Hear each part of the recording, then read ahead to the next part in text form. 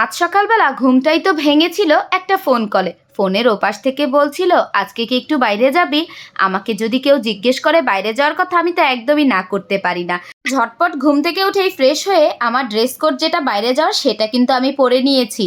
এরপরে আম্মুর সঙ্গে বাইরে গিয়েছিলাম। বাইরে থেকে একটু হেঁটে চা কাজ ছিল সেটা সেরে তারপর বাসায় চলে এসেছি। আর আসার পরে আমি কিন্তু নাস্তাও এক দফা করেছি। করার পরে এখন আবার বেলা 12টার দিকে একটু চা আর বিস্কিট খাচ্ছিলাম। একদমই তো আমি খালি চা খেতে পারি না, এই জন্য একটা লেক্সাস বিস্কুট দিয়ে খেয়ে নিলাম। এরপর আম্মু বলল যে আজকে বাসায় যে আর রান্নাবান্না করার দরকার নেই, আমাদের বাসায় আজকে খাওয়া দাওয়া কর। যথারীতি আম্মুকে আমি বলে দিয়েছি আমি কিন্তু কোনো মাংস মাছ কিচ্ছু খাবো না, যদি একটু পারো আমার জন্য ভর্তা করে দাও। এই জন্য একদম আমার বোন ছোটটা অনেক রকমের ভর্তা বানিয়েছিল এখানে। তো আমি তো ভাত খেতে বসে পড়েছি। কে আমাকে দেখতে কেমন অদ্ভুত লাগছে তাই না? আমি বাসায় যেমন ছিলাম তেমনই চলে এসেছি, কোনো রকম ফিল্টার কোনো কিছু ছাড়াই। তার উপরে মাথায় এক গাদা তেল দিয়েছি, এই জন্য একদম তেলে চেহারা চুপচুপ করছে কিন্তু। তো যাই হোক, আমি এখানে আস্তে আস্তে করে মজা করে কিন্তু ভর্তা দিয়ে ভাত খাচ্ছিলাম।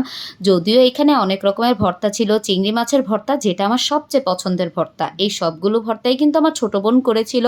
সঙ্গে আবার ডালও ছিল, ঝুরা মাংসও ছিল, আরও মাছও করেছিল। সেটা তো আমি একদমই নিয়ে নিই, আম্মুকে যতই বলি না কেন মাছ মাংস কিছু করো না, তারপরও করবেই। তারপর কি করেছে, আমি ভর্তা দিয়েই খেয়ে উঠেছি, সঙ্গে একটু ঝুরা মাংস নিয়েছিলাম।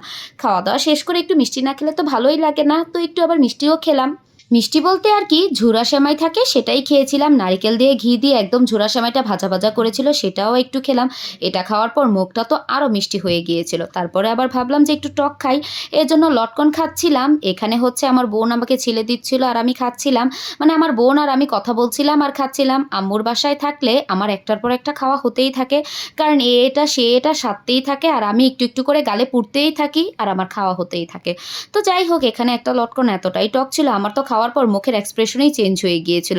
আর এখানে কিন্তু আমি একা খাইনি, বাসায় যখন এসেছিলাম আসার পর কিন্তু আমার ছেলে মেয়েদেরও ফোন করে বাসায় নিয়ে এসেছিলাম। ওরা তো আমার সঙ্গেই ছিল, আমার সঙ্গেই খাওয়া দাওয়া করেছে। আর এই যে আমার মেয়ে, সেই আর্জেন্টিনার জার্সি পরে আজকে সারাদিন ঘুরতেছে, তার নানা ভাইকে বলে কেউ সেই আর্জেন্টিনার জার্সিটা নিয়ে আসছে। আমাদের বাসার তেমন করে কেউই আর্জেন্টিনার ফ্যান না, কিন্তু আনাবিয়াকে দেখলে ভাববে আমরা সবাই মনে হয় আর্জেন্টিনার একদম উম্মাদ। তো যাই হোক, এর নাচ গান তো দেখলেন। এরপরে হচ্ছে আমি একটু বাসায় যাচ্ছিলাম, সেই সকালবেলা তো বাসা থেকে এসেছি, এখন বাসার যে কি অবস্থা সেটা যে একটু দেখছিলাম। আর বিকেলের কাজগুলো সব সেরে তারপরে আবারও আম্মুর বাসায় এই যে এখন চলে আসছি। আসার পরে আমার বোন একটু চা করে দিল।